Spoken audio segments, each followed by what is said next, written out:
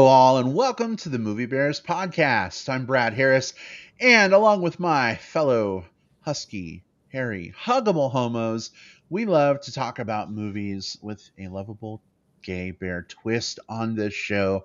And this week, we've got a big one for you. We are reviewing Spider-Man Across the Spider-Verse. Everyone is talking about this movie. It feels apropos that we talk about it as well. So here we are. We're going to do it. We're excited to chat about this film. But before we jump into that, let me introduce you to those hirsute gentlemen I mentioned moments ago. Jim Pugliafico is with us in the virtual studio. Hey, sweetheart. How's it going?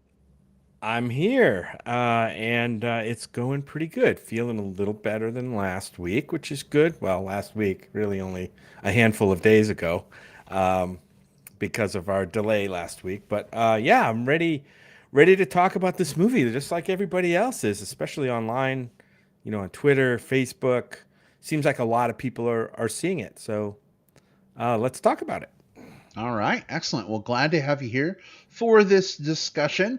Also, very happy to have the wonderful William Lindis. Hey, Will, how are you? Doing great. I love it when we get a chance to talk about some of these big, in the conversation, in the zeitgeist style movies. I'm feeling very empowered, and with great empowerment comes great responsibility. So I'm really excited for today's conversation. Yeah, just soaking it, marinating it. Feels good, doesn't it? Oh man. Oh, Yeah, it's sort of like Uncle Ben's rice soaking up all the water and plumping, you know? All right. Well, I think Jim is saying something, but he's Yeah, on I said, mute. Aunt, may I introduce and Oh, interrupt oh, you guys and tell you we've really got a podcast to do here. yeah. Okay, all right. oh, we have a podcast to do? What a shocker. Uh, Sorry. Yeah. Okay. The spider puns, they're a thing. We're getting them out early. Maybe they'll keep Okay. happening. I don't Yeah. know. But See how many more you can spot before the end of the that might episode. be a deep cut for me. wow. When the going gets tough, I guess. This is the episode, guys. We're not going to review it. We're just going to pun as We're gonna many. pun our way through this and bullshit and pun our way through it. You're about to face the Punishers. I don't know. We're done. Oh man. This episode might be more enjoyable with a little Mary Jane. You're not wrong.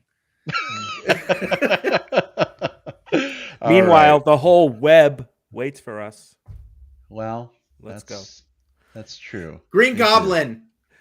is. That's I'm out. not really a pun, Will, but okay. It doesn't have to be. At a certain point, we're just saying words. All right. Well, we got a lot to talk about on this episode. Everyone, as we mentioned earlier, is talking about Across the Spider-Verse, and for good or ill, it's a big conversation happening, and we're jazzed to come together and lend our voices to that convo. So we're gonna get right into it. Jim, Will, are you ready to thwip our way into our movie convo? Indeed. Let's swing Let's right do in. this.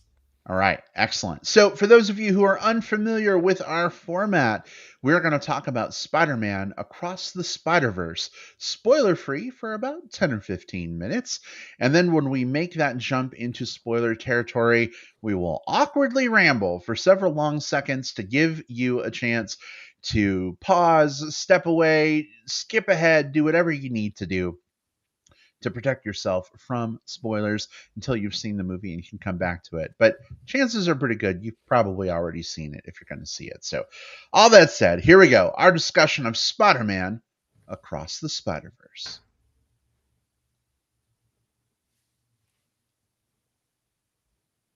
All right. Will, you, of course, are our resident comic aficionado. Seems only fitting that you kick off this convo. Tell us a little bit, what the hell is Spider-Man Across the Spider-Verse? And spoiler-free, of course, what are your initial thoughts? Is this a recommend? Is this a wait for it on streaming? Is this a don't even bother seeing it? Where did you come down? So, Spider-Man Across the Spider-Verse is the second movie in the Spider-Verse trilogy. A few years ago, we got Spider-Man Into the Spider-Verse.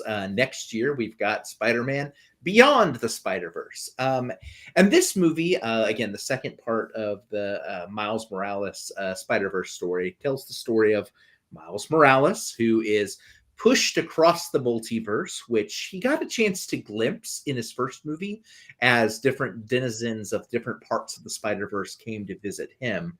Well, this time the tables are turned, and he gets to visit these other different worlds, encountering a team of all sorts of different spider people who are charged with protecting existence as a whole.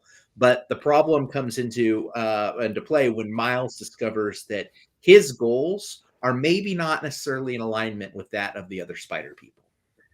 This is written by Phil Lord and Christopher Miller. We've seen them in a few different things, doing a few different things lately. Very notably, of course, their role sort of shepherding the first of these Sony Animation Into the Spider-Verse movies through, as well as doing things like the Lego Movie. And guys, the first movie was 5 out of 5 stars. This is another 5 out of 5 stars. This is going to be hard to top from a best of end of year list. And I will go out on kind of the hyperbole ledge and say that if Beyond the Spider-Verse is as good as these first two movies is, once that one comes out, we might be in store for one of like the all-time best, like high overall quality trilogies. So that also means there's a lot of room for the third movie to fail, unfortunately. But what this movie does so very, very well is, and it's a contrast to some of the things that we've said about some of these like Disney live action movies. We just talked about The Little Mermaid last week. I think some movies feel that they have to put in certain elements of animation and it sort of hamstrings them. Whereas I feel like the animation that happens here liberates the storytelling. They're able to tell a vast story with a lot of vast characters using a very unique type of visual language that we're starting to see copied by other animation studios, even by Sony itself. We got to see some elements of this in The Bad Guys when that came out. And that's not a bad thing. They're cribbing some good quality, but I don't think anyone's doing it as well as the Spider-Verse movies are.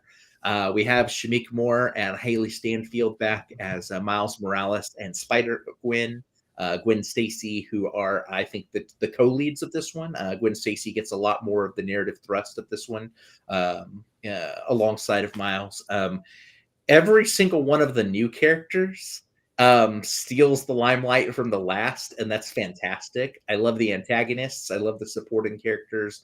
I love the worlds. I love how everything looks so expressive and how everything looks so like it feels like there's stuff crammed into every angle of this movie. The action sequences are kinetic and dynamic, and most importantly, this movie has a lot to say about a lot of things. It says them incredibly well and with a lot of heart. It hits every single one of those things that I need to see from a movie: the characters, the direction, the way that the sets and everything pulled together, the story, the themes, the way I feel about it afterwards, the way I feel about it a week later, the way I bought the soundtrack, all of those different the way all of those things click. I mean, this is, I hate to use the word perfect movie, so I'm not, but this movie is as close to that as I feel comfortable saying on this podcast. So super high praise. Go see it like 5 times. I don't know. All right. Well, that is huge praise from Will. Will, thanks for weighing in. Jim, how about for you? Did this one hit as strongly, or did it kind of whimper for you? Where did you fall? So this is a movie where I recognize, uh, how wonderful a movie this really is. I mean, the things that I loved about this movie, there are a lot of things that I really love about this movie, but there's a couple of things that kind of hold me back from being maybe quite as ebullient about it as maybe Will and some of the other fans that I see. And one of the things that I'm going to focus on the things that I love about it, but I will tell you guys what kind of held me back, and it probably won't be any surprise to you guys. But I loved. Look, you guys know that I'm not really a huge comic nerd, but I just love the visual style of this movie. It really tends to like bring you into you know you're in a comic book world, right? Because like every scene is almost like a different panel, is that what it's called, or frame? And even going to the extent where like different places or universes where the characters are done, and even some of the characters are done in different styles.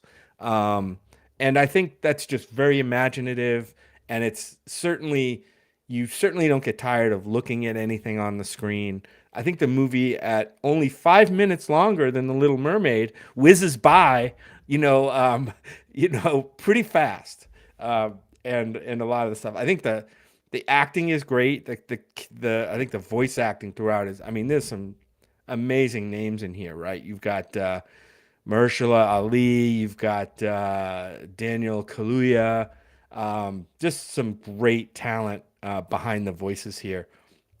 Even all the way down to Andy Samberg, who I didn't even really recognize Uh, as one of the characters, but he is in here. Um, the thing that does hold me back a little bit. So my review is, this is a great movie. I think people should see it. I think they should go out to the theater and see it on the big screen if they, again, and we have to kind of caveat that, right? If you're comfortable going to a movie theater, right? Things aren't 100% safe still, maybe, but if you are comfortable going to a movie theater, this is the one movie that probably you should see in a movie theater. Um, the one thing that holds me back, I think, and I'm not saying the story here is weak. What I'm saying is I don't really click with multiverse themed movies. I found that out in several movies that we've had now. Of course, Everything Everywhere All at Once. I recognize that. This movie, the first movie here, Quantum Mania was another one that had multiverse stuff going on. I don't dig the multiverse, um, way of telling stories. It, to me, it just, there's too many pieces for them all to come together very well. Now, that said, I think they come together pretty well in this film, but there's still a lot for me to wrap my head around.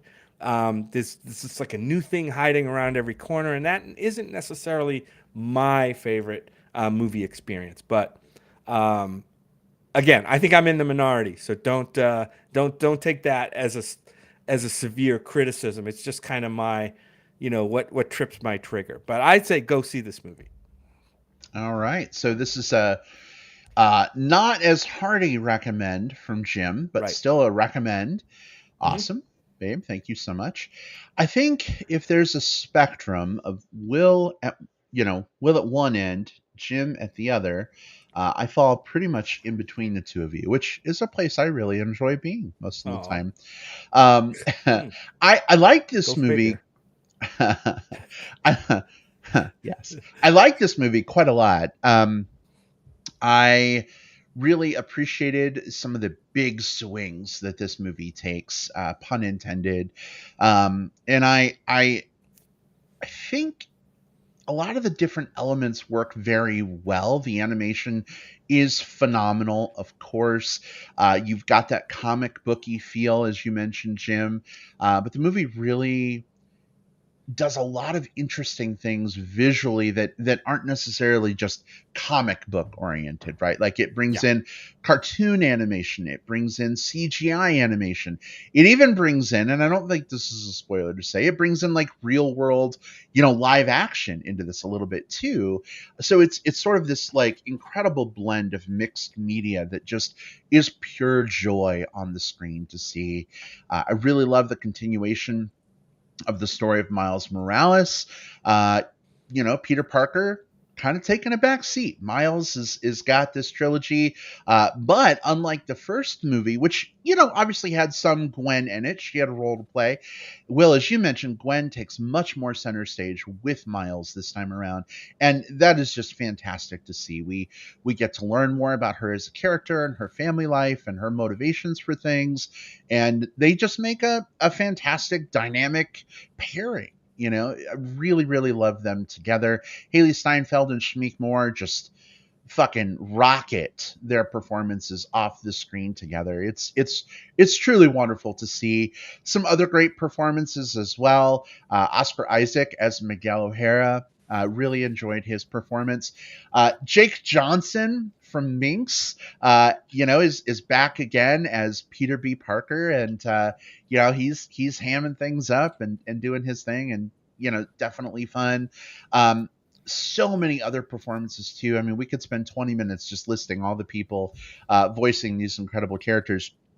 So a lot of appreciation for that. One thing I will say though, Jim, that brings me, kind of closer to your side of the spectrum a little bit, pulling me away from Will. There's this back and forth going on between you guys. Is as much as I like the multiverse as a concept, I think a little of the multiverse goes a long way. If you have a couple doubles show up kind of like in the first movie, it's really great. It's very interesting. You're able to kind of follow things, understand what's going on. This movie really cranks it up to like 2000, though. I mean, we have so many different Spider-Men and women and spider entities and spider animals, and all of them play a role and have their little bits of story. It just gets really confusing at times, especially during some of the big action sequences where you have thousands of spider people slash animals slash things running around. It can almost be a little overwhelming, especially as great as the visuals are. There's just so much pumping into your eyeballs that there were a couple points where I honestly just had to close my eyes and let them reset for a second, especially because of the visual style, how, some of the characters kind of appear like old school 3D, like red and blue kind of slightly separated, and so many things are going on. It's just sort of like brain overload. Doesn't make it bad. That's an individual thing for me, but I needed little breaks. And unfortunately, when I close my eyes, I miss stuff that's going on. So our friend Kevin, who lives with us, hasn't seen the movie. He really wants to see it. Jim, we haven't talked about it. Of course, you're welcome if you want to go, but I think I might like to see it again with him, just to maybe catch some of the things that, in my first viewing, I may have missed. There's so many Easter eggs, so many cool references, just so much to enjoy. I don't know that I would say this movie is close to perfect, but I rated it 4 stars in Letterboxd, if that holds anything. I went back and I had rated the original a few years ago when it came out on Letterboxd too, and I was surprised to see that they both have the exact same rating. So huzzah to this team of directors and creators and writers for making something that's incredibly consistent. One thing I will throw out there, though, folks, if you haven't seen it yet, or even if you did see it and maybe you're kind of grousing a little, remember that this is the first part of a duology. I mean, really, it's the second part of a trilogy, but the first movie was more standalone. This is the first part with another part coming. Is it next year, the year after? I'm not sure. 2024. Yeah, next year. Okay. So next year. Perfect. Good. I don't want to wait that long. But if you find yourself, getting toward the end of that runtime and you're like, why hasn't everything resolved with a nice pretty bow? It's just part one. There's a lot more coming. So I think if you go into it knowing that you're, kind of like Dune a few years ago, right? Like knowing you're getting the first part of a story makes it a little more palatable when you get to the end and there's still all these hanging spider webs. So just be aware of that. But this is a phenomenal film. I'm so glad I saw it, and I can't wait to see it again. Yeah, I'm definitely in for round 2, by the way. And I was just thinking the same thing. This movie is, again, as from the viewpoint of somebody who's not entrenched right into the Spider-Man, the Spider-Man universe, for lack of a better term, or character or story. And I know enough. I know a little bit. It's just very dense and very vast. Will, you use that word? I think like it's super large and really dense. And like you said, Brad, there's things going on the screen. I found myself watching the action over here, and then like a little, almost like a little subtitle or thought bubble, like would pop up at certain points in the movie that I think had maybe important things to point out that I totally missed. Because by the time I watched this and I turned my head, I saw something appear up there. I turned my head, it's gone. Like Yeah. it was, and I'm pretty sure that's intentional, but um, and you know, but here's the thing, all the better to draw, you know, repeated viewings out of the audience. Oh, sure. And if it does help at all, like just to kind of piggyback on all of that, there is next to nothing in this movie that you need to have any knowledge of anything from the comic books outside of the fact that Spider-Man exists and can swing from webs. Aunt May, Uncle Ben, and then the stuff from the first movie, right? Because everything that this film does, it puts on the screen, you know, to Brad's point, right? You know, it puts everything on the screen, right? So there are some little throwaways where, like, if you remember, like, the Spider-Man cartoon from the 60s, or if you remember, like, the live action stuff versus the comic book stuff versus these different things, you might understand certain, like, little, like, throwaway references. But in terms of, like, the actual, like, the Easter egg stuff, but in terms of the actual, like, what's going on in the story, it is all I mostly created whole cloth, or borrowing from references, but sort of remorphing those. So I guess what I'm saying there, Jim, is don't feel like you're missing anything from the story outside of what we saw here. There's no like there's no additional like keys to unlock it. Yeah, I'm just not sure I made all the connections that do appear in the movie. You know what I mean? Like, you know, making all the connections between, oh, this character in this universe is similar to this character in this universe. You know what I mean? I don't want to give away any spoilers, but it was difficult for me. I felt like I was missing connections, you know, so, and maybe not getting the full richness of the experience from, you know, of the story. I will also say, I think it maybe even helps a little bit to not be able to get it all in one screening too, because this is supposed to feel like a vast, confusing world with a lot, like a bigness to it. And I feel like if it was too easy to gather all of those things, then it wouldn't have that bigness to it, right? You know, yeah. I think a great example of kind of what I'm thinking about here is you guys saw Cabin in the Woods, right? And there's a moment in that movie with like, there's all the different things that could kill them, but there's like this whiteboard where they're gambling on like what could happen. And it's there for just a moment. If you pause, you can look back over and see all of it. And it's fun, and you can't get it in one screening. You can't get it in multiple screenings, all that stuff. But it does just sort of like give like oh shit, there were a lot of different possibilities here. Yeah. I definitely see myself, once this becomes available to stream, or hell, I haven't bought digital media in years, but now I'm thinking of buying all three of these films, you know, on 4K Ultra, you know, Blu-ray. I can just see myself pausing frame by frame, you know, in some places, just to try and see everything. But listen, I think we've done a great job of building a web of our initial thoughts. There's a lot to get to in spoilers. I want to make sure we have plenty of time to do that. How do you fellas feel about making that transition? Yeah. Oh yeah. All right, excellent. Well, this is the part where I awkwardly ramble for a little while to give you an opportunity. If you have not yet seen Spider-Man Across the Spider-Verse, if you're listening live, feel free to step away for the next 22 minutes and 16 seconds. Come on back for our plugs section. You're not going to want to miss those. If you're listening through the magic of digital tape delay on Apple Podcasts, Spotify, Stitcher, etc., go ahead and use the time index in the show notes. Jim has wonderfully, and thank you in advance, Jim, put those together for you so that you can skip around as needed. But all of that said, spoilers are officially fair game. I know, because the little ticker at the bottom, if you can see the video of the show. Follow Will's fingers as that spoiler warning appears for you. Spoilers are officially totally okay. Let's jump in. And we're going to do that with a question from Ryan Rivera. Hey, Ryan, so good to see you, handsome friend. Welcome.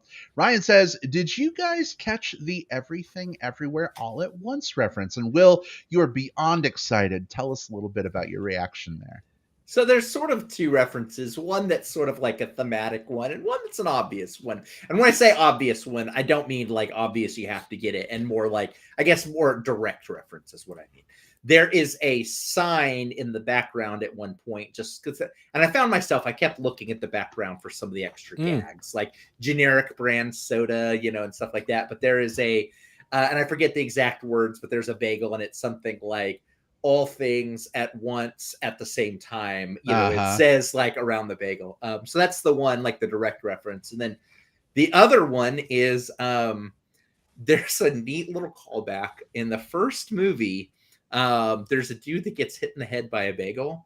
And that guy, surprise, surprise, in his monologue here, turns out to be the big villain of this franchise. You know, the spot is guy that got hit in the head by bagel in the first one. So it's funny that like now the two existential multiverse stories about grief and trauma are also based around like the bagel as like the origin story. I think that's funny. Yeah, I definitely giggled when I saw the sign. Right, Ryan, all of it, always, all over the place. Yeah, that was really fun to see. And yeah, I mean, the last couple of years really seemed to be all about the multiverse, right? From Marvel movies to A24 movies to, I mean, just all kinds of multiverse media. But I think this one is probably on par with Everything All at Once for me, in terms of the fun, wacky, zany, cool, clever, crazy, awesome multiverse stuff that it does. What did you folks think of this whole concept of like one of the Spider-Men, Miguel O'Hara, like putting together this team of elite spider folks to like try and fix all the problems that Miles ended up creating? Not entirely his fault, but what do you think of that conceit? I think that conceit is interesting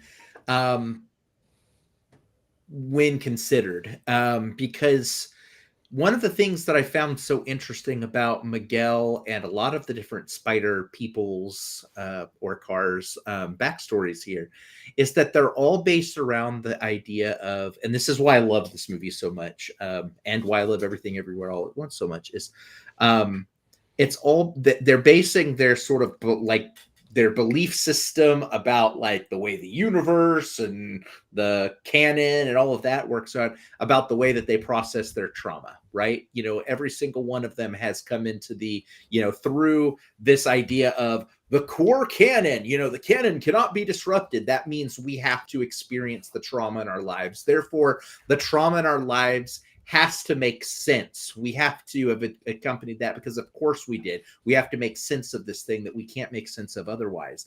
I think that is fantastic storytelling from a defense mechanism perspective, as well as like a group, I don't want to say, what's the right word for it? Like a group way of like a group think way of doing that. And what I love so much about this movie too, is that we get to see a story arc for Miles, you know, and I was worried about this from the whole like duality type story, right? That we wouldn't really get an arc for him, but we did get an arc. You know, he was a changed character by the end of it, where he really stepped out on his own. He was able to start taking some agency in his own story, taking some agency in his own narrative, and not feeling that he's got to be conscripted to experience the same level of grief and tragedy as everyone else because that's what's expected of him.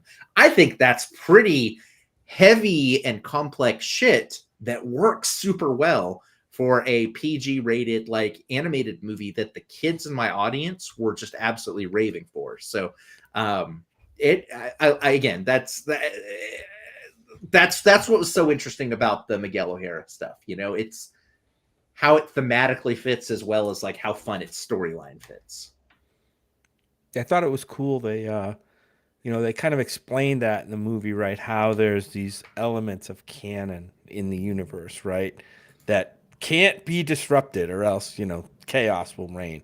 Um, and they showed it with like an interconnecting like web diagram, like of all these core events, Mhm. connected. I thought that was kind of cool. The Yeah. engineering brain. Oh yeah, yeah. Yeah, I just love the idea.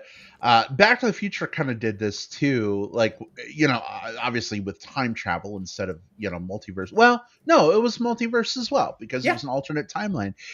Fucking things up rips a hole in the universe and creates all these problems that now you have to try and fix. And uh, I, I loved seeing a world where there was no spider person or spider animal slash spider thing to be there to protect people. It was really, as an origin story for this version of Miles Morales, it was really interesting to see that the spider from that world had been pulled into Miles's, and that's how Miles became Spider-Man. I always thought it was a little weird to have like Peter Parker was bit by a radioactive spider, and then Miles Morales was bit by a radioactive spider. In this case, the spider is pulled away from that world. It never bit Peter Parker, and that's how Miles becomes Spider-Man. I thought that was such a cool way to set that up. Hey, I've got an engineering question for you, Jim. Yeah. What is one of the strongest shapes in Uh, nature? has to be a triangle. Triangle, okay. I know hexagon. I think it's like the most stable is the triangle, the strongest is the hexagon, or something like Yeah, that, because of the way it pyramid or contributed. triangle. Yeah. I thought that was sort of interesting thinking about, because at the core of all of those webs was like a hexagon shape Yeah, the yeah, yeah, webs yeah. came out from. And it's Soccer like, ball. oh, yeah. And this is the idea of like, oh, this is the thing that like keeps all of reality in place as long as these Yeah. shapes hold. It was like a Mm. soccer ball, so Yeah. which was a reference to Ted Lasso. Also, Which was, yeah, it's This is- all it's all connected. connected. Ted My Lasso favorite, verse. my favorite part of Across the Spider Verse was when they actually made Nate's redemption story good. Yeah, exactly. Yeah. 'Cause, uh, Don't even get me fucking They started. picked the wrong universe for the yeah, one like, that we got. Could we have just had some naked Roy Kent in this movie, please? That might have Roy jumped it. fucking Kent. Okay, different show. All Different right, show. all right, all Different show. right. Yeah. All right, That's in another universe. Yeah, you guys explain to me one thing. I think I was really confused at was it Donald Glover who would pop into the bottom left side of the screen every once in a while as himself, like live Yes, action, and say a yes. couple lines and then disappear. Like I didn't understand that at all. I think I Well, missed you're the whole talking about purpose when of that. he's in the cell, like the He's in energy the prison cell, right? cell. He's in Yeah. like a window and he's like, Yeah. one of the kids from the Brady Bunch, like looking around and saying stuff. You know what I mean? No? Oh, Wait, It's a what? live action. It's just like his head, right? well, it wasn't a Brady Bunch one. He was in an energy prison where Was where he? they would imprison the what was the word that they used for the anomaly people who like Yeah, breach the it's But it universe? wasn't an animated character. It was him. No, it Right? wasn't it animated, was but him. so Yeah. he is Prowler from the live action Spider-Man movies. He hasn't been Ah, properly introduced yet as Prowler, but he see, this plays is why Aaron that this is why I character. can't Yeah. connect things. Right. So at least that's I assume maybe someday he'll be Yeah. properly Prowler, but yeah. He's here as sort of a. This movie exists partially because of Donald Glover. Like, what happened was in an episode of Community, going deep into the weeds on this, an episode of Community, he's like in Spider-Man, like Now Community is a prerequisite to see this movie. yeah, no, he's in his Spider-Man pajamas at one point, and the online fandom was like, you know what? He would be a fantastic Spider-Man. Cast him as Peter Parker. Cast him as Peter Parker. Like, why does Peter Parker, have to be like a skinny white guy with brown hair? Why can't we have him as that? And a comic book writer, as part of the Ultimate Universe, created the character of Miles Morales because he was intrigued by that idea. Later, when Miles Morales was first given an animated role in one of the animated Spider-Man cartoons, Donald Glover was asked to voice it. And because of all of the fan outcry of like, can we please have him in one of these movies? They cast him as like the Prowler, and also talking about, my nephew's doing stuff in one of Spider-Man Homecoming. Yeah, Spider-Man Homecoming. So the reason he was there was, yes, it was an Easter egg, but I think more than anything, it was sort of like a giving laurels to something that was like kind of important for like the DNA. It's kind of the equivalent of throwing Stan Lee in a movie in some ways. You don't do it necessarily for the Easter egg of it. You do it just to sort of like celebrate that aspect of the culture. Yeah. Hey, we've got a couple comments in the live chat. I don't want to move beyond before we have a chance to share. The very handsome Ben says, interesting enough, messing with canon is a major plot point of the Final Fantasy VII remake. Both of those were in development in similar times. They have similar plots. Yeah, that's a really good point, Ben. And oh my gosh, am I foaming at the mouth for the second part of that to finally come out? Still no release date, I don't think, but I hope it's soon. Because boy, oh boy, was that amazing. Also, Ryan says, the live action cameos were my favorite parts. I'm a slut. Good word choice. For continuity. So even Mrs. Chen from Venom was so amusing. Yeah, Ryan, seeing Mrs. Chen show up after everything she's seen, with Venom, she's like not even fucking phased, by anything. So that was fun.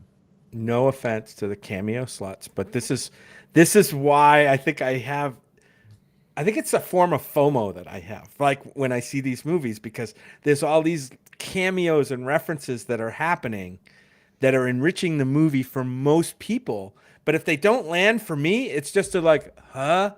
Okay. You know what I mean? Like it feels flat. You know what it's like? Sure. It's like going to a Catholic church service when you've never been to one before, not knowing, and like everybody stands up to some cue that you have no idea what's going on, and they start speaking the same words, and you're like, what the fuck is happening right now? Did I miss the flash mob rehearsal? Right. But like community? But it's still going on, and so you can't like turn to the person next to you who is standing up and mouthing the words, so it's like you can't get that clarity during, and then after you're like, how did you know to stand up and recite, whatever, and you're just like, oh well, sorry. Been here 100 times. Right. I will also say the other thing that this is like, because I like the references in this, and I like the thing I'm about to do as well, but I know that they hit differently for different people. Yeah. Nothing wrong with that. Yeah, it's the same as when there's sometimes when I'll watch a movie and like, especially it's like a movie where you can tell like the director is like studied film, and you'll see like a shot that is very obviously influenced by another shot. Like, I don't know if you've ever watched a De Palma movie and you go like, oh, he's doing like a diopter there. He's going around again. Yeah.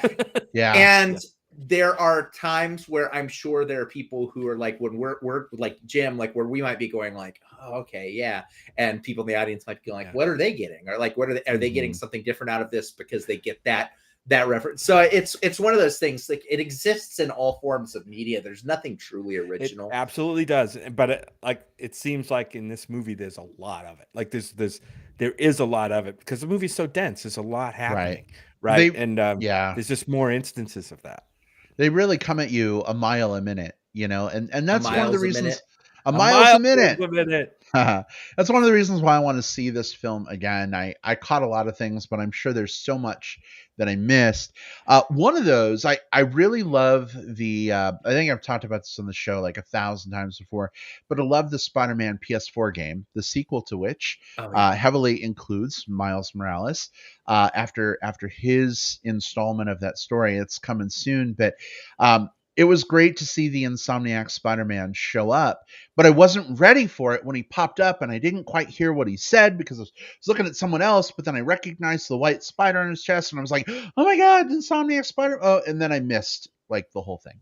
So, and the roommate was playing the spider. He was playing the second one that's about to come out later this year. So, yeah. Gotta see more of that for sure. I want to talk a little bit about some of the different art styles and how that influenced some of the different characters we saw, right?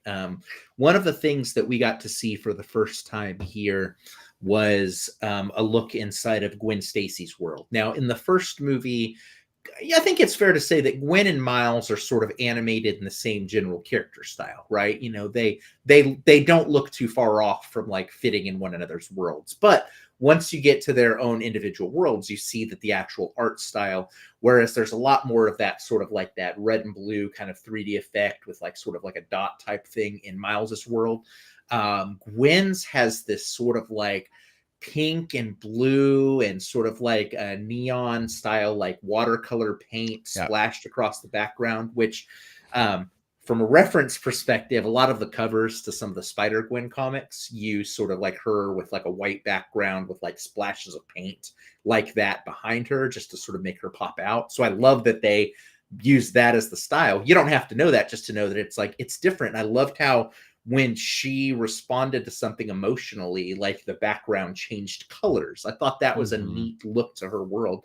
I also loved the one of the coolest fucking characters in this movie was Hobie Brown playing Spider-Punk, which Daniel Kaluuya plays. I think that this is going to be one of those like, you know, breakaway type characters that we're going to be hearing and seeing a lot from. I thought his role in the story was really, really, really good. It actually, I've read some Spider-Punk stuff, but there's actually a Spider-Punk limited series on Marvel Unlimited right now that as soon as I got out of the movies, I'm like, I'm going to go read that right now. And so I did.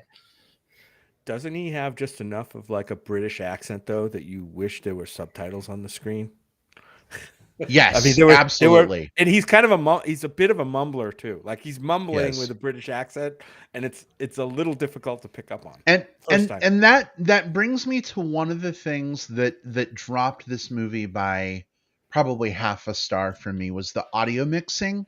Now, I don't know if this was our theater's fault. You know, I don't know, but like in the very beginning of the movie, Gwen is giving this monologue while she's drumming. And I swear half the words she said, I recognized as words, but I couldn't understand. And the Hobie character, you know, Spider-Punk, I had issues understanding. There was other like mumbled dialogue, very quick dialogue, that the music and the sound effects were so much louder than the dialogue was that I lost it. And it took me a few moments to sort of like reorient and try and figure out by the visual context what was going on. So I'm looking forward to being able to watch this with subtitles at home if the sound mixing isn't you know, where it needs to be. Oh, okay. So Ben Waldock says there are wide reports that there are sound bouncing issues. Okay, so it wasn't just me. That's good to know. Yeah, you had leaned into me during that monologue sequence at the beginning. It says, "Can you kind of like, I'm hearing her, but I'm not really understanding. It's not like not doesn't." Maybe the theater sound is off because, you know, we actually watched it on, didn't we watch like the first showing at this theater or something like that? We're like, oh, maybe they just haven't dialed it right. Maybe they haven't dialed it right. And then I started seeing a lot of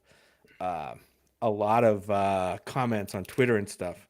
I think even some from the filmmakers that said, you know, ask your theater to put the so-and-so setting at 7.5 or something, whatever. You know? Interesting. Yeah, I saw that. Yep. Okay. All right. Well, glad it wasn't just me, but I definitely want to see it again because, again, things that I missed. You know, maybe they'll have dialed it in by the time we see it again. You know, we'll see. Maybe. But guys, I know there's so much more we could talk about with this movie. I don't want to just jump forward yet, but final call. Last call, if you will, for any thoughts you want to get out before we jump into some plugs here in a few minutes. I'll say one thing. I love the Miles Morales character. I hope the third movie maybe pulls it back a little bit to him. This movie kind of defocused, I think, things.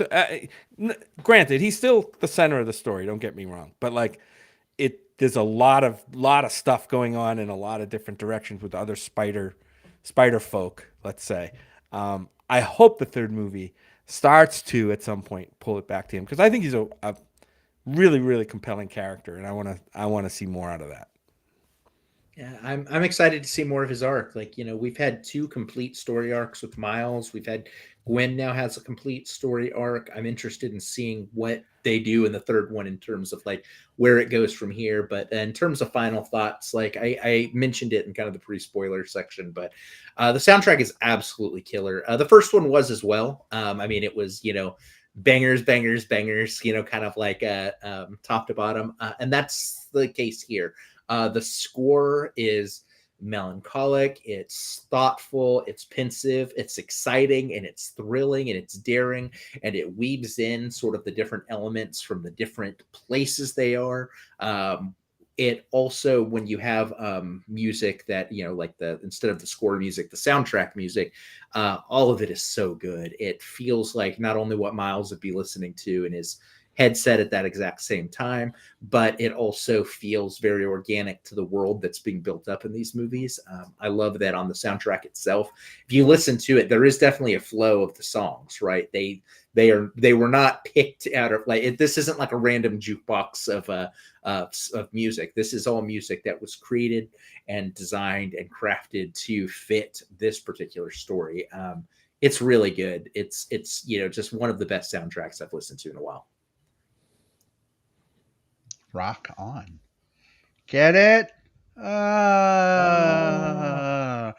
right. Well, I think we all agree that there's some really great stuff in this film, but no film is perfect. There are valid things, some of which we brought up, that do maybe detract a little from this film. But how fucking cool is it that we are getting these movies? I think animation is such an incredible art form.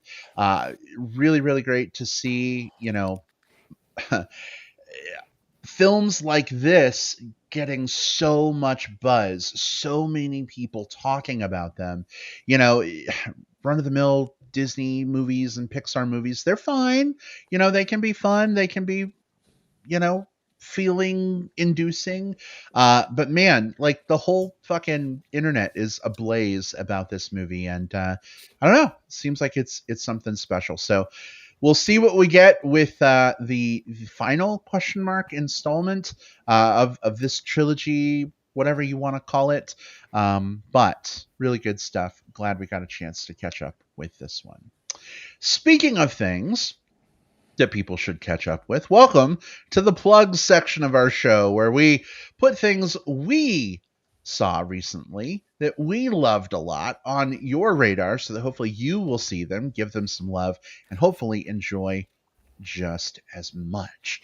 Jim, I know it's been a while since we've done this, but what have you got for your plug? Well, I have one that I came across. I probably wouldn't have paid much attention to it based on the title or anything, but I came across. I was watching I sometimes watch other critics on YouTube, and I was watching Mark Carmody or Kermode or whatever. I think he's a British critic, has a YouTube channel, and he talked about this movie called Reality. That's the name of it. It's on, well, it's an HBO original, but now it's on Max. For those of you who've made the switch, it stars this actress Sydney Sweeney, and if you haven't heard of her, if you've seen the show White Lotus, she got an Emmy nomination for that. She's amazing in the first season of White Lotus. She's only in the first season. But she's in this, and she basically carries the whole movie. There were only like 4 actors really in this film. It's Sydney Sweeney, and then 2 FBI agents, and then 1 hotter FBI agent, babe, that I need to show you. Oh. That's definitely a reason to watch it. But I'm not going to read the IMDb summary, and I would advise people not to read it because I think it's very spoilery. I went into this movie not knowing. So this is a movie about a person called Reality Winner. That's her actual name.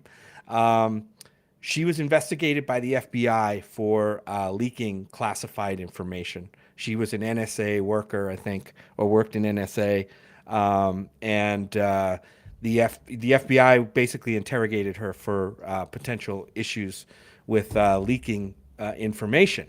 And the whole movie script is written basically on the transcripts of the actual FBI interview of her was the movie script and dialogue in this movie. But of course, it's dramatized here. It's not a documentary.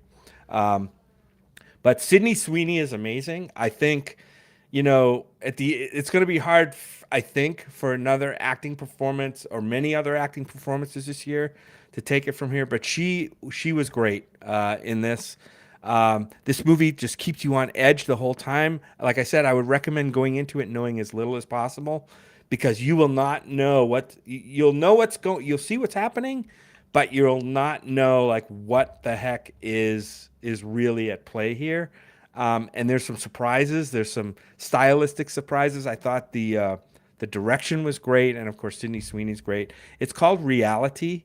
It sounds like a VR game or something, but it's not. It's a movie about this woman who not too long ago was under scrutiny by the FBI, and it's the interplay between her and the officers and stuff is the heart of this movie, and I think it's great. Jim, I was looking here because there was a South by Southwest film from 2 years ago called The United States versus Reality Winner. It was like a documentary. Like it was, yeah, okay. It was, and that was a and doc version. Yeah, and I was looking for it. It's like, I need to share this with Jim so that he can like watch that angle of it. But unfortunately, it looks like it's not streaming anywhere. It's one of those like documentary plays at a film festival and then doesn't go. So one of those movies that HBO bought because they were planning on putting this one out. So they buried it. They buried it so that they could put this one out. Right now, did you end up watching it on HBO Max or Max? Did it like convert? I think it was Max the first movie I watched it? on. I think it was the first movie I watched on Max. To be honest, yeah, yep. Oh. But what a name, right? Reality Winner. Like who names your name is Winner, right? Already to start, and you give your child the first name of Reality. If my name was Reality Winner, and like I wasn't already infamous for other things, I would 100% like audition for every like season of like Big Brother Survivor, because at a certain point they've got to cast you just because they either want it to come true or they want the irony of when you're first out. Right. Yep. Oh right. Goodness. Right. Well, Jim, definitely please show me the hot FBI agent, please. I'm looking forward to that. All right. Well, how about for you? What is your plug this week? Man, it's rough that Spider-Man Across the Spider-Verse came out this week, because the other movie that's in my number 1 and 2 spot for this year also came out this week on streaming. I missed it when it was in theaters, and it was I've got to say this in the right way because you don't know if you're going to get like if the cops are going to show up your house, but it's called How to Blow Up a Pipeline. This movie, it's directed by Daniel Goldhaber, who previously did Cam, which is on Netflix, and it's fantastic. And this movie it's essentially a heist movie. It's this group of environmental activists who decide that they want to blow up an oil pipeline in Texas. And the movie sort of starts like in media res, like they're already gathered and they're kind of going through the process of like getting things going. And then it will cut back and show like one of the character stories about like what they're here for, why they're here, how they're doing. Almost think like the way that like Lost might tell a story, but if it like didn't devote like one whole episode to one character and kind of did each flashback to a different character. So you have the one story going through and all the flashbacks filling in all the background. But ultimately it's a heist movie in that like this is the type of movie where a bunch of people come together, shit happens, they're trying to pull something off. The environmental stakes are pretty high, obviously. They're all in it for they're doing a very questionable action, but for all very different and a lot of times very humanizing reasons. And so we're left to sort of grapple with, what the morality of that is. And we'll get to do that through really, really good performances. Jake Weary is in this. He's really, really good. Sasha Lane, Ariella Barrer. They're all just Marcus Scribner. They're all super, super good. I'm a big fan of this movie. It's called How to Blow Up a Pipeline. Okay, I'm not getting swatted. Yes. And again, you can rent it on streaming platforms now, and you should. It's good. Awesome. All right. Thanks for putting that on the On my radar, list. Will. It's definitely on my list already. Well, speaking of movies on lists, I have had a movie that's been on my list to see that I think, Jim, you were a little surprised to find out was on my list because my A little bit. relationship with comedy is super weird. For anyone who doesn't know, comedy films are not normally a genre that I gravitate towards, but there is a comedian out there who calls himself a bear, so I feel comfortable calling him a bear. He performs all of his comedy shows shirtless. He's got a big beer gut. He's got a hairy chest. He's got a great beard. Bert Kreischer is the comedian that I, of course, am speaking of. And in his comedy specials and shows, he tells this story about a trip he took when he was in college to Russia and how he became part of this like train robbery and all kinds of crazy stuff happened. Well, anyway, he decided to partner up with some folks, and that includes Mark Hamill, of all people, Luke Skywalker himself, to make a movie version all about the events of the story. Whether the story is true or not, I don't really know, and I don't really care. But of course, the film is, as Ryan Rivera in the chat says, The Machine. I really enjoy. Yamashita! I really enjoyed this movie quite a lot. Of course, Burt Kreischer, very handsome guy, very funny guy. Really nice to see him sort of transition from the small screen of his like comedy specials and his Netflix show, The Cabin, which was also very good and very fun. Lots of naked Burt Kreischer in a hot tub, so I was all about it. But he made that jump, of course, to the big screen, and I was actually surprised how much I enjoyed this movie. Only a 3.5-star rating, but I did hit the little heart symbol on Letterboxd, which I normally don't hit for a movie under 4 stars. There are some cringe factor things in this movie. There are some jokes that just absolutely do not land well for me, but I feel like after you kind of get through the plotting first half, the back half of the movie is just like pure solid awesomeness from start to finish from the half. Lots of shirtless Burt Kreischer at some really great apropos moments. And Mark Hamill fucking hamming it up in this film is just amazing to see. If you've ever wanted to see Luke Skywalker just fucking swearing all over the place and acting, uh, you know, way outside of how you might expect him to, The Machine is the movie for you. So this was a big win for me. I really appreciated, Jim, that you were up for going to see this movie. I know it was maybe not on your list of things to see, but it was a delight. Oh, you're on mute, Jim. Here I go again, right? Oh, no, I agree. I mean, it's a complete palate cleanser of a movie. Like, that's the way I looked at this. Like, I went in, like, this is the most ridiculous shit they're going to throw at the screen. And, like, you're right, Brad. I think, like, the last third of the movie was by far the best part for me. As it got crazier, it got better, which is kind of hard to believe. And not only that, but there's plenty of action in this movie. And for a comedy movie, the action in here is pretty well done. Like, I have to give it credit for that. It's interesting. This is one of the few movies that all three of us saw. And yeah, my story is actually very similar to Jim's perspective on this one. So my fiance, Scott, he came up to me as we were getting together, like all these movies that we needed to see. And he's like, I just need to make sure The Machine's at the top of the list. And I'm like, what's The Machine? And so it's, and he showed me the trailer. He's one of those guys, he's been watching like Bert Kreischer's, like his specials, like YouTube clips, just like, so he was like ready for this movie before it came out and was like telling me like, okay, it's coming out this week, we need to go see it. So I was like, okay, we'll go see it. And yeah, it's fun. It is a very fun movie. It's for the premise and what it did, this could have been way more throwaway than it was. But it actually feels like this is the type of movie that feels like the people that were making it were having fun. And because of that, it made me have fun as well. And also not bad to look at. So you know what? Let's just let's call it what it is. There is a reason why in his online persona he is very aware that he is popular amongst bear folk and is okay being called a bear because he's like, yeah, I guess if that's who I appeal He to, why seems not? very comfortable with that. Yeah, That's all. I mean, he's embraced it. He does a podcast called Two Bears One Cave, and he totally leans into it. So yeah.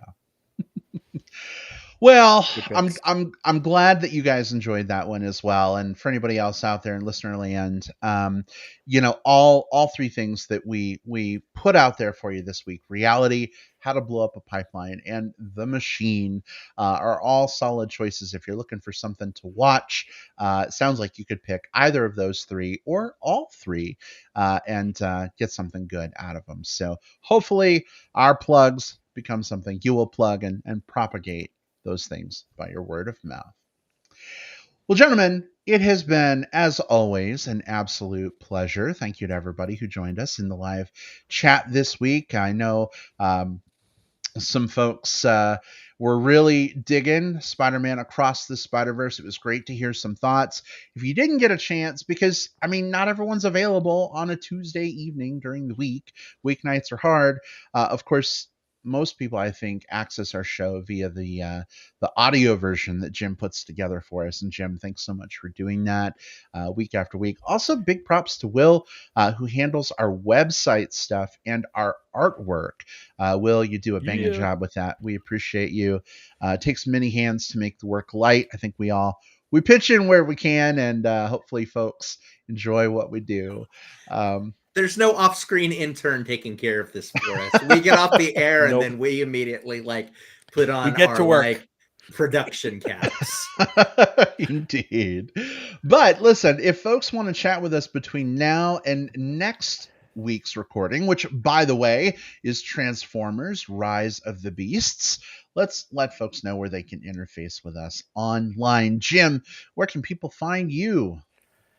You can connect with me on the movie platform called Letterboxd. It's a fun little movie review and thumbnail review and rating platform. If you haven't tried it out yet, we're all on there. My handle there is at JJP Out West. I've been rating every movie, not necessarily writing a written review, but rating every movie I've seen this year. And I think all of us are doing the same. So get on there, friend us. We'll friend you back. I think you could send direct messages there. I'm not sure. But I'm not sure if you can or not. But I don't know. You can't. You can only leave comments on people's Yeah. All right. Yeah. So definitely find me on Letterboxd. You can find me on Twitter at the same handle at JJP Out West, and on Facebook under my name, Jim Pugliafico. All right. Thanks, babe. And Will, where can people find you? So Letterboxd is great. I'm on there. You can either search by William Lindis in the members section, or you can look for Fundamental. That's my tag on there. Both searches will bring you around to me. You can also find me on Facebook. I'm William Lindis on there. Again, just send me a message so I know who you are. I have been getting more kind of bot ads lately, which I felt kind of diminished for a bit, but oh boy, they're picking back up. Just send me a message so I know who you are. And then still every so often doing something shirtless on TikTok because I don't know, why not? I don't know what to do with the platform. No one does. I'm at the Movie Bear there. All right. Excellent. Thank you, Will. And folks, you can find me on Facebook. Just look for Brad Harris. I'm the one who has Chub, Chaser, Bear, Otter, Wolf, Dolphin, etc. friends in common with you. Again, though, please send me a message. Let me know who you are. I almost on the daily now get fooled by hairy-chested bots presenting pictures that look really nice, and I'm so tempted to hit the accept button, but I'm smarter than that. I I override my nether regions and go with my higher reasoning. But if you're a real person, please let me know. And just like the guy said, you can find me on Letterboxd as well, where I rate every movie that I see 6 months into the year so far. I've rated every single one. I'm very proud of myself for doing that. And find me on Twitter as well. I'm on both of those platforms at iBrad Pro. I'm an Apple guy. It's kind of like iPad Pro. Get it? Get Anyway. it. We get it. Anyway. We get it. Thanks so much, as always, folks, for joining us. This was episode 474. Guys, I think by the time we hit our 11-year anniversary in December, we'll have also hit our 500th episode. We're going to have to do something really spectacular for that. 500 Days of Summer? No, something bigger. I don't know. That's a pretty good movie, but maybe there are other ideas. There's got to be something bigger. Let's review. Okay, I got it. Our top 500 movies. Oh, yeah. We'll have a 500-hour episode about our 500 favorite movies for our 500th episode. It'll be good. Yep. It'll be perfect. Tune in on a Tuesday, done by, well, I don't know, the following Tuesday. Yeah, exactly. All right, everybody. Have a phenomenal week. We will catch you all next time. Take care, folks. Goodbye. Bye. Bye-bye.